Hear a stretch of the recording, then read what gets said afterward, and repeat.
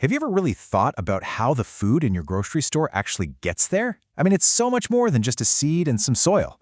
Today, we are pulling back the curtain on the incredible and honestly pretty mind-blowing technology that makes modern food harvesting possible.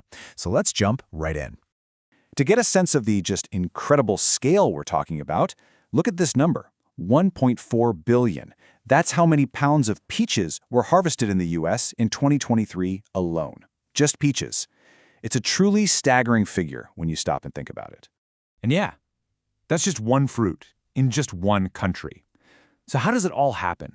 How do we possibly manage to harvest billions and billions of pounds of produce, from the most delicate berries to tough vegetables underground, and do it efficiently without ruining everything? Well, that is the big question we're going to dig into today. So here's our game plan. We'll start with the big picture. Then we'll explore three really key harvesting methods, what I'm calling the gentle shakedown, then digging below the surface, and of course, the irreplaceable human touch. And we'll wrap it all up by looking at the massive impact of this whole mechanical revolution. You know, the challenge is just immense. Feeding billions of people requires harvesting on a scale that's almost impossible to wrap your head around. But this is where human ingenuity really shines, creating these brilliant solutions to get food from these vast fields onto all of our tables. All right, let's kick things off with a surprisingly delicate approach. How do you get fruit off a branch without totally crushing it? Well, sometimes the answer is to just give it a little shake. Let's see how this technique is used for a whole range of crops. And we're not just talking about one or two things here.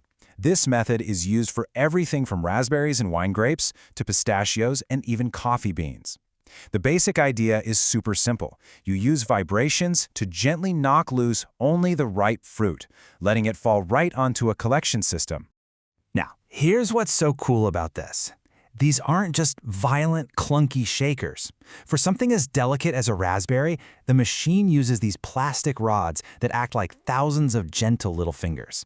They tap the bushes just enough so that only the ripest berries fall off. The unripe ones, they stay right on the vine, ready to be picked a few days later. It's all about precision. And if you want to talk about scale, just look at this. Brazil, which is a total powerhouse in the coffee world, is expected to produce over 66 million bags of coffee. A huge portion of that is harvested by these massive machines that gently shake the coffee cherries right off the branches. Okay, so shaking works great for things you can see on a vine or a bush, but what about the crops that grow underground? This is a completely different engineering puzzle. I mean, how do you pull something out of the dirt without just tearing it to pieces?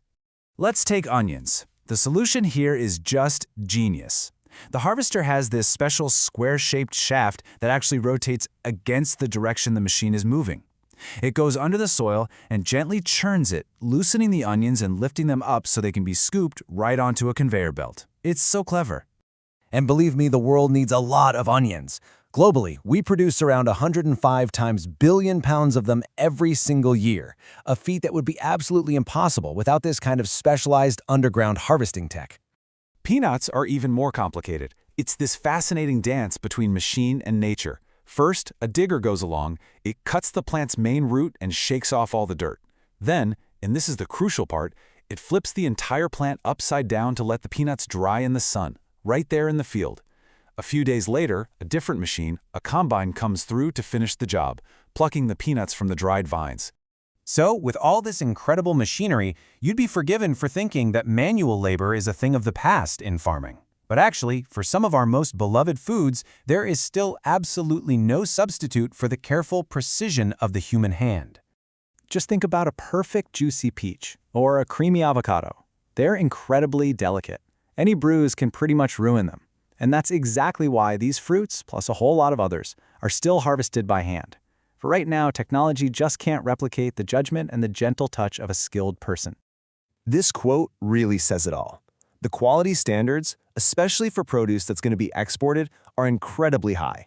For example, with Mexican avocados, a harvester on a ladder has to carefully pick each fruit, because if even one drops to the ground, it can't be sold abroad. It's just a powerful reminder of the incredible care that goes into the food we eat. So you have these two worlds, right? You've got the super high-tech machines, and then you've got the absolutely essential human touch. So let's wrap this up by looking at the undeniable impact this mechanical revolution has had on things like speed, cost, and just pure efficiency. This comparison for wine grapes is it's stunning. A machine can clear a whole hectare in about 5 hours. For a manual crew, that exact same area could take up to 10 days. You're seeing labor costs drop by up to 75%, and the machines can run 24/7, often at night when it's cooler, which is actually better for the grapes. The difference is, quite literally, night and day. And, it's not all about brute force and speed. Agricultural tech is just full of these clever, almost elegant solutions.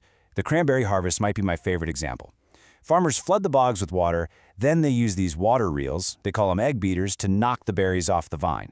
And because cranberries have this tiny little pocket of air inside, they float right to the surface, creating this beautiful red sea that can be easily rounded up and collected.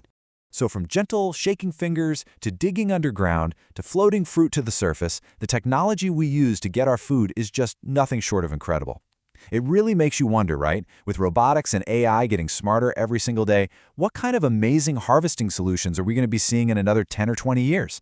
What's the next revolution in farming going to look like?